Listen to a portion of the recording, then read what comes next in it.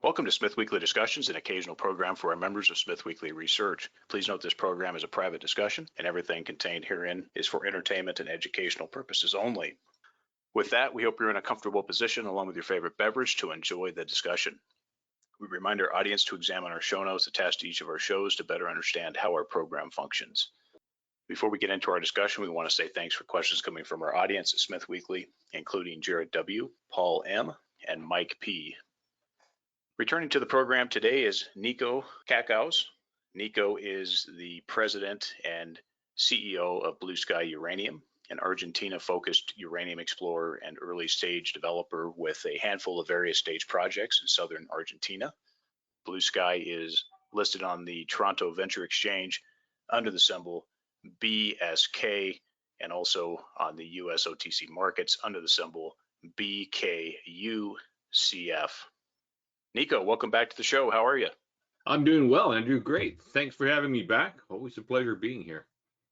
Absolutely. Good to have you back. It's been a while since you've been on the show, but how about we just kick it off here for some of our new audience and maybe just give us a 1 to 2 minute overview of, and also an update on Blue Sky for our audience. Oh, that'd be sure. That'd be my pleasure. Blue Sky is, as you stated at the outset, is focused on exploring for uranium, and we have a significant discovery in southern Argentina where we've discovered not just a new deposit, but an entire new district, a huge district running up to 145 kilometers in length. And this district geologically has a lot of similarities with the districts we see in Kazakhstan. And that's significant because those districts, those deposits in Kazakhstan are some of the lowest cost uranium producers in the world and actually supply up to about just around half of the world's uranium needs. So this is a very exciting new discovery. We've got our deposit along the district, and we're just coming off right now. We're just wrapping up drilling our deposit to upgrade the quality of the resource. We have stepped out some drilling and proven that there's additional uranium and vanadium outside of the current deposit, so it looks like it's going to grow. And we're just about to move our drill rig in about a week, about 10 kilometers north of this deposit, where we feel there's excellent potential to make another discovery, so to continue to add uranium pounds to our overall project here. So you've got Ivana deposit. This is the bigger Amarillo Grande project. Talk just a little bit more about where we are as far as the stage here. I understand, we've got the PEA that was initial back 2019. I'm assuming that the plan is to get to some type of a PFS document. Yep, no, that is correct. I mean, this big district here we've been working on for nearly 15 years now, and it's because of the sheer size of it. So we've been able to map and locate, lots of mineralization throughout this entire district. And it wasn't really until 2017 when we started to intensify around the Ivana area, where we initiated a drill program, quickly made a discovery, published an initial resource, and then within a year after that, we published our first preliminary economic assessment, or PEA, that in 2019. That showed just under 23 million pounds of uranium and 11.5 million pounds of vanadium. And like I said earlier, what we're just finished doing right now, we did a lot of infill drilling in this area to upgrade the quality of the resource that we have and our confidence in the resource. And with the step out drilling, looks like it's growing. So, and then there's additional targets throughout the area that we're planning to drill over the next 3 or 4 months. And by summertime, the goal is to move this entire project into pre-feasibility study stage. That's a very detailed economic and mining engineering study that will take about 10 months to a year to complete. So hopefully by this time next year, we'll be here and have that done and be in a position where we can make a production decision based on, the conclusions of this pre-feasibility study. Yeah, looking forward to seeing this advance and looking forward to some of these results coming out. And Nico, let's go back to the macro setup for a moment. What do you think about this current market, the impacts arising out of the Ukraine-Russia war, and where is the focus for you on this market at this point? Well, there's a lot going on out there right now, as you stated. But the most important thing is the fundamental organic demand for uranium right now. This was happening even before the war. What we're seeing is as the world is moving towards developing carbon-free ways of generating electricity, uranium, of course, is a green way of generating electricity. There's no carbon produced, and what we're seeing is, especially amongst the younger folk, is a wide acceptance of nuclear as an alternative power source. And with that, it's allowing projects to go forward. We're seeing more and more nuclear reactors being built around the world, and all that is having a very a very strong impact on the demand, and we're seeing that in terms of the price. The price, in 2019 when we did our PEA, the price of uranium was at $20 a pound. Now we're almost $60 a pound, so it's almost tripled in price. But there's the projections from those who work in that business is that the price of uranium has a long way to go and is going to be sustained for many, many years. And so, last time we in the uranium bull, we saw uranium price go over $100, $120 a pound. And now with the war and the disruptions of nuclear fuel, and you look at places like Kazakhstan, which produce half of the world's uranium, there's a lot of countries that need uranium that are saying, well, geopolitical risk in that area means that we need to diversify. So it's having an impact on the price of uranium, and situations like Blue Sky, where we're discovering new potential in new uranium districts in relatively safe havens, kind of in Argentina, is having we're getting a lot of inquiries from a lot of large companies, and there's a lot of interest in what we're doing, including the government of Argentina, because most of your investors that are listening here probably don't realize that Argentina is a nuclear country. It's a country that has a very well developed nuclear industry involved in every facet of the nuclear cycle. They've been in the nuclear business almost as long as the U.S. has. The only thing they don't have is production of uranium, and they import all their needs. And we're looking towards making them our first customer as we move this towards production soon. With respect to the Argentine fuel cycle, what can you say there in terms of, we know there's not a domestic mining industry per se with respect to uranium mining in the country, but where is Argentina for our audience on what they are able to do with the fuel cycle in country? Well, they've got 3 nuclear power plants in operation. They've got 2 additional in the planning stage, 2 under proposal, and another one under construction. So they are moving towards, becoming nuclear sufficient. But beyond that, they've got research reactors. They even have a uranium enrichment plant, actually in the same province where our deposit is currently located. And what it means for us is, when you're becoming the first uranium mine to go into production at some point, you need to make sure you've got the legal infrastructure there, that the laws for how you handle and move around radioactive materials, that can take a long time for a government to implement. And there could be a lot of argument about that. But in Argentina, that's already been implemented.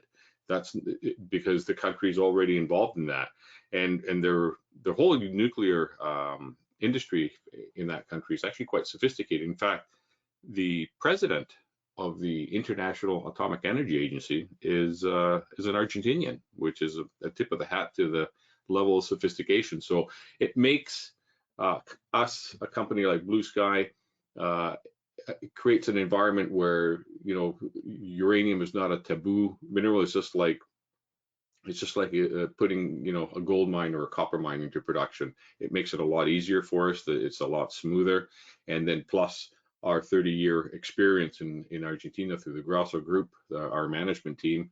We have a lot of contacts throughout the government, and I think that just facilitates an excellent working environment there for us. Coming out of this Ukraine-Russia war, and also the issues that happened that kind of have been forgotten a little bit, is the Kazakhstan issues that happened earlier in the year. But when you look at things and the refocus that is happening with respect to refocus back towards the Western jurisdictions, which you could probably throw Argentina into that group. Australia, US, Canada, Namibia, and Niger come to mind, where Argentina is probably the most overlooked of that group, just because, like you said, I mean, there's not even much competition for you guys in Argentina that I'm aware of. You know, there's a few, if memory serves correctly, you guys are the only major active, you know, uranium focused group in the country from a junior perspective. Yep. So it's actually not a bad spot, generally overlooked. And, you know, with respect to places like Canada, Canada's not, with the exception of the incumbents, Canada's not a place that's immediately new production capable in terms of, we're not going to see a new junior or development company come out with production anytime in the next 5 years, most likely. No. So as a result of that, you just have the incumbents in Canada. So Canada's almost a non-threat, with the exception of the incumbents on a production level discussion, not necessarily the exploration success that you can have in Canada. That's a separate discussion. But you have to come back and you have to say, okay, well, what Western jurisdictions are actually going to provide material? The US certainly is in a unique position. There's a couple things in Australia that are in a unique position. Places like Argentina, you know, besides going back over to Africa, which we know there's 2 jurisdictions there that will be okay. Yep. What do you think the government appetite is at this point with your guys' engagement with permitting this project, and how comfortable are you guys with the government at this point and getting something moved forward here in the next couple of years? We're very comfortable with the government. They know exactly what we're doing. We talk to them on a constant basis. Just recently, you know, the discussions that we had with them, that they feel very comfortable. They said basically putting a uranium mine in production, and especially in nuclear friendly province of Rio Negro, where we're located, is, like I said earlier, it's no different than putting into production a copper mine or a gold mine. It's part of the mining industry. And there are protocols there for handling, you know, the uranium as it gets dug out of the ground. It doesn't pose a threat to anybody, and it'll be initially it'll be for consumption in Argentina. It's, you know, I've always said that if I've ever, you know, wanted to choose a country where I could make a uranium discovery, it would be Argentina, simply because the setup is already there. The support for the mining industry, the support for the uranium, and the nuclear industry is there, and it's a friendly country, it's a sophisticated country, and the kind of discovery that we've made, you know, I alluded in the beginning, similarities with Kazakhstan, and what really that means is the low cost nature of production. When we did our PEA, we found that we could produce a pound of uranium at just over $16 a pound. So even when the price of uranium was $20, potentially our deposit could have been, you know, if it was in production, could be economic. Now you look at places like in Canada and Athabasca, where you know there's a lot of uranium there, but the break-even price is, you know, $50-$60 a pound. So there's a lot of money to be made here, you know, as this thing moves forward. I think the low cost nature is really intriguing, and the size potential. You know, the other similarity with Kazakhstani deposits is just their size. Their deposits there run 150, 200, 250 million pounds. So we just are getting started. So I think the next few months here of our exploration campaign is going to begin to prove out some of the size parameters here, and I think that's the really uptick, the upside for Blue Sky, is as we make additional discoveries going forward in our exploration program. I think the company's at a value inflection point. As that comes out, I think we're going to see a big revaluation in the market for our company. I'd like you to go over the PEA, but right now I want you to speak to the potential upside here with this particular project, Amarillo Grande, being a lot of expansion that could potentially happen here. Production for the life of mine of about 17.5 million pounds. Speak to where you guys think you can get this year, and then also just highlight present PEA and what you expect to potentially change in the PFS. The PEA at that time, we really wanted to get a handle, you know, what this geological similarity with other deposits around the world was going to look like. Basically, we wanted to see, you know, when price of uranium was at $20, what kind of price would we need in order to break even? And you know, it was nice to see that price come in just over $16 a pound. And that was a very early stage. There was just under 23 million pounds. I think the potential here is, can we find 2, 3, 4 of these Ivana deposits throughout here and take this closer to 100 million pounds? And I think, and then if the PFS that we would do continues to reflect these numbers on our PEA, I think the potential profitability here would be quite exciting. And I think as we make these discoveries along, I think that's where we're going to see the real value for our current shareholders. Well, looking forward to seeing what comes out of these exploration programs here, and give us an update where we are on capital structure here, Nico, including the shares outstanding, the cash on hand at this point, any debt, and also just major shareholders. Yep. Well, there's no debt. Major shareholders are basically our management, insiders, friends, and family. We collectively own about half the company, simply because, trying to finance this 10 years ago when uranium was out of fashion, we had to put in our own money to maintain it and to move the project forward, as we understood the potential great value that was to unfold with Blue Sky. So right now we're sitting at about 185 million shares, about $1.5 million in the bank. I think you'll see in the next couple of weeks, we're probably looking to do a small financing between 2 and 3 million, which will see us complete all our exploration plans for the next few months. And then as we enter the PFS stage, that's an expensive study that'll run between 10 and $15 million. And I'd like to finance it at that time, closer to, after we've been able to put out our exploration results. Hopefully, we have some good results and the market reflects these good results, and it'll be at less dilutive numbers. So maybe a small financing in the near term, and then on the back of news, finance again to maybe cash up for that PFS. That is correct. How about any venturing outside of Argentina uranium at this point, or are you staying put? Well, we're really focused here on Argentina. I feel like, we're pretty well the only player there. We have a real competitive advantage there. We're really knowledgeable of the country, and the country knows who we are. To venture out of Argentina at this stage, I think it would have to be a project so amazing to warrant that, because it would take away our focus from what we're doing here. I think there's a lot to be done here. I think this is a project that can be a real big company maker, and I think we're going to put all our energy and our focus on this and see it through. In the next 6 months to a year, I think we're going to, hopefully have a discussion, and we'll be a much larger company with a much larger market cap than what we've got right now, and at a much more advanced stage. Okay, so we move on here. We have expansion, more pounds to the inventory, more attributable into the PFS.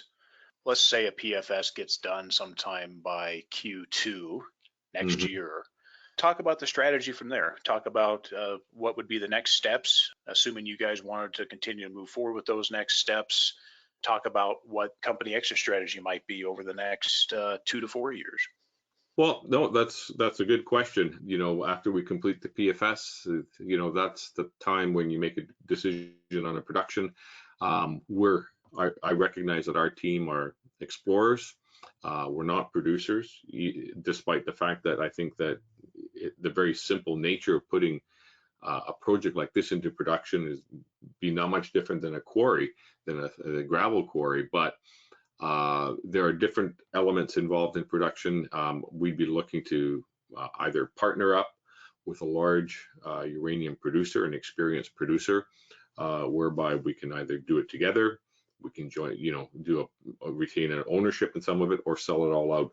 It would be a decision depending on what is best for our shareholders at that time. If the premium is big enough, and we may decide to sell the whole thing, we may sell part of the project. So it's moving this towards production, and I think mitigating that production risk by having an experienced producer is the wise way to go, and see how we can retain as much or most of the value for our shareholders.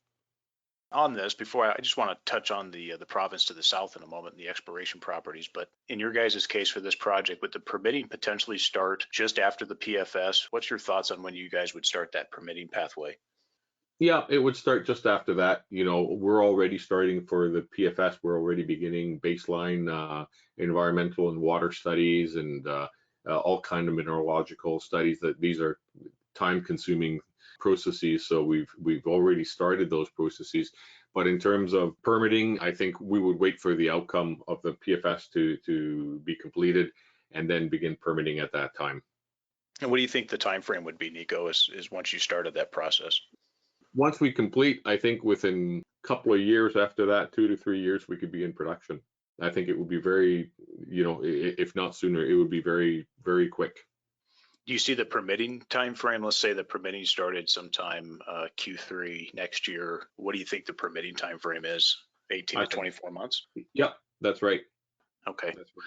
We'll speak to the exploration grounds to the south, province to the south there. What's your comments on maybe some of that? Yeah, Maybe not core focus, but non-core. No. Yeah. Yeah, we're not focused on them at all actually right now. They're good projects. We're hanging on to them. The province to the south is just reopening their mining industry and allowing for a while there was no mining permitted in that province. The mining jurisdiction in Argentina is not much different than in Canada, where the provinces have sole jurisdiction whether how to permit mining and whether to allow it or not. So it was an unfriendly province, so we have not been doing any work whatsoever there. We've been focusing on our core project, Amarillo Grande. There's a lot to do there. It's a huge project. So after Ivana or whatever goes into production and the environment changes to the south, then we could look at those projects too and see how we can move them forward. Very well. And just speak to the community relations, Nico. I know that's a focus here and obviously is going to be important for this project, but maybe just speak to the group's community relations work. Oh, absolutely. Community, we've been very, very strong proponents of having a strong community relation and interaction program right from the get-go. Even before we walked onto the property, we made sure that everybody understood who we were, what we're there to do, and be transparent. And so we constantly engage with the community, the local community there. We are a significant employer for the local community there. We try to address whatever issues they have and be a part of that community as best we can, and not just the local towns and the landowners, but also the local governments at the municipal level, at the provincial level, all the way through. In the industry there, we try to make sure that if we need to buy gas or whatever, we don't just use one gas station, we use all the gas stations, and so that no one disproportionately benefits. So we have a great track record. I think through Grosser Group lends us that track record for nearly 30 years there. We've never had a problem with any community, and we continue to go on that. So I'm very proud of the team that we've got down on the ground there. Well, pretty straightforward story, Nico, and looking forward to seeing what advances throughout this year. And of course, we have quite a few exciting events in the uranium market that are unfolding here as we talk, and probably will continue. The fireworks will most likely continue for the rest of the year. Pleasure to come back and talk about that. Well, how about for potential investors here, given what they've heard here, folks on the sidelines listening in, market cap of the company stands at about 54 million Canadian. What would you say to them about considering the company at this stage and at current levels? Well, it's a great time right now to consider it simply because of the activity that we've got ongoing with our step out exploration drilling that we're doing right now. I think the value as we discover more pounds of uranium, those pounds are going to get valued into the company. And I think that's going to be our biggest value driver over the next few months. And I think that's going to be one of the most exciting times in our company here. And Nico, the best way for investors to reach out to the company? Well, you can reach out to us either through our website, blueskyuranium.com. Feel free to give us a call, toll free, 1-800-901-0058. Speak to our investor relations rep, Sean Perger, and we can address any questions you might have and give you a presentation or whatever you might need. Nico, appreciate it. Always good to chat. Best of luck, and I look forward to talking again soon. My pleasure. Thank you.